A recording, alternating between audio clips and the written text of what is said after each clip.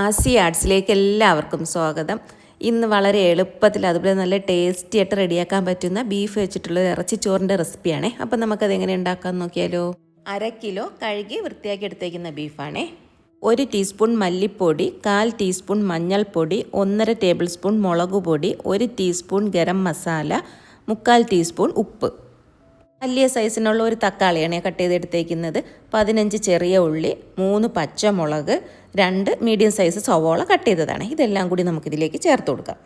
1 table spoon അധികം പുളിയില്ലാത്ത തൈരാണ്, അരമുറി നാരങ്ങയുടെ നീര്, 1 പിടി മല്ലിയില, കുറച്ച് കറിവേപ്പില. ഇനി ഇതിലേക്ക് 1 ടീസ്പൂണോളം ഇഞ്ചി വെളുത്തുള്ളിയും കൂടെ ചതച്ചത് ചേർത്ത് കൊടുക്കണേ.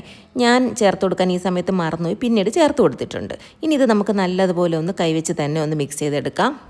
ഇതിലേക്ക് 1 ഗ്ലാസ് വെള്ളവും കൂടെ ചേർത്ത് നമുക്ക് ബീഫ് നല്ലതുപോലെ ഒന്ന് വേവിച്ചെടുക്കാം. നമ്മൾ ഈ ബീഫിൻ്റെ ഗ്രേവിയിലാണ് ചോറ് വേവിക്കുന്നത്, അതുകൊണ്ടാണ് വെള്ളം ചേർത്ത് കൊടുത്തേക്കുന്നത്.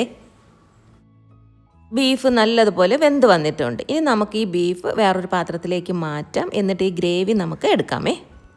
ഈ ഒരു കപ്പിന് 1/2 കപ്പ് കൈമ റൈസാണ് എടുത്തേക്കുന്നത്. അപ്പോൾ നമുക്ക് 1 ഗ്ലാസ് വെള്ളം വേണ്ടി വരും. അപ്പം നമുക്കിതിലേക്ക് ബീഫിൻ്റെ സ്റ്റോക്ക് ഒഴിച്ചു കൊടുത്തിട്ട് ബാക്കി എത്രയാണോ വേണ്ടത് അതിനനുസരിച്ചിട്ട് ഞാൻ തേങ്ങാപ്പാലാണ് ചേർത്ത് കൊടുത്തേക്കുന്നത്.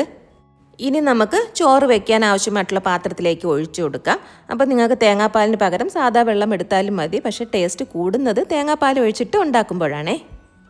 ഇനി നമുക്ക് ഫ്ലെയിം ഓണാക്കാം. ഇതിലേക്ക് 4 ഗ്രാമ്പു, 2 ഏലയ്ക്ക, ഒരു 3 കഷ്ണം പട്ടയും ആവശ്യത്തിന് ഉപ്പും ചേർത്ത് കൊടുത്തിട്ടുണ്ട്. എന്നിട്ട് ഇത് അടച്ചു വെച്ച് വെള്ളം ഒന്ന് നല്ലതുപോലെ തിളച്ച് വരുന്നത് വരെ നമുക്ക് വെയിറ്റ് ചെയ്യാമേ.